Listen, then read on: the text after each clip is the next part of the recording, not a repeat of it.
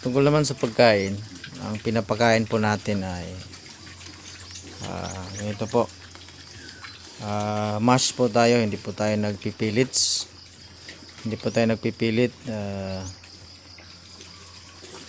Ang ginamit po natin ay mixed feeds, grower mash. At saka dry feeding po tayo. Ganito po ang kanilang katawan kapag dina-dry feeding natin.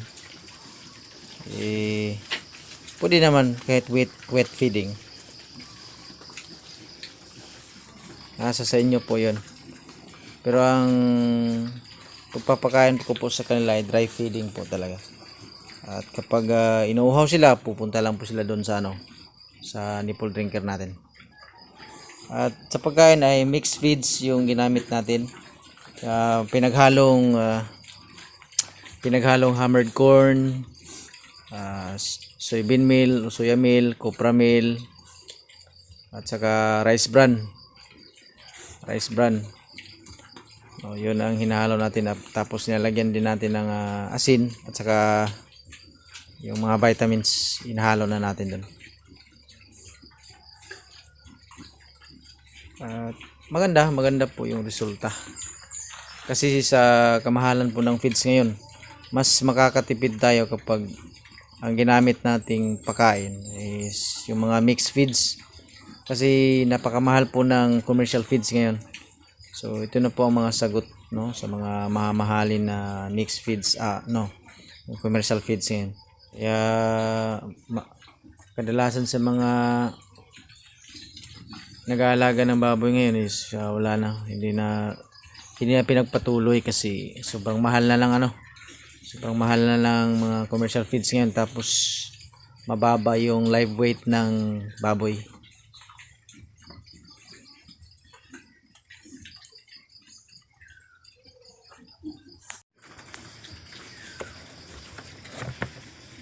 Ito po yung pinapakain natin, grower mash mixed feeds. Gawa po yan sa pinaghalong hammered corn, rice bran, soya meal at saka copra meal. Lagyan lang ng asin at saka vitamins.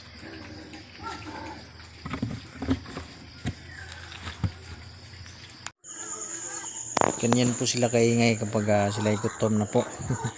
Dahil gustong gusto po lang yung pagkain na hinahanda natin. So ayan po.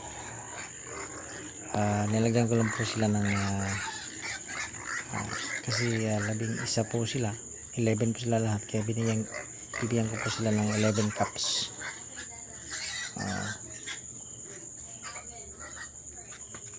11 cups po. Sila po ay gumaganang kumain, pero kahit na nakikita ko na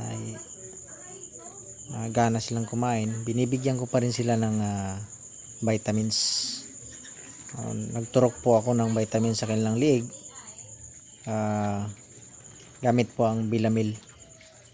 Tag 2 ml po yung binibigay natin dyan. Ang iba ay binigyan nila na, lalo na kapag nasa grower stage na yung mga baboy, ang iba binigyan nila ng 3 ml. Pero ako 2 ml lang binibigay ko kasi may vitamins din naman yung pagkain eh. So binigay ko na vitamins ay yung nakalagay po sa Bilamil ay twice a week. So kapag nakikita ko na ganado po silang kumain, magbibigay lang ako ng kahit isang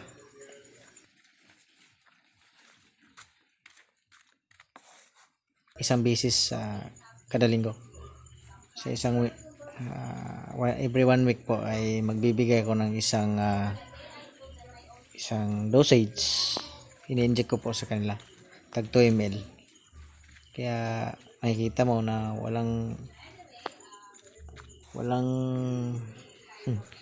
anong tawag dito, lahat ganado.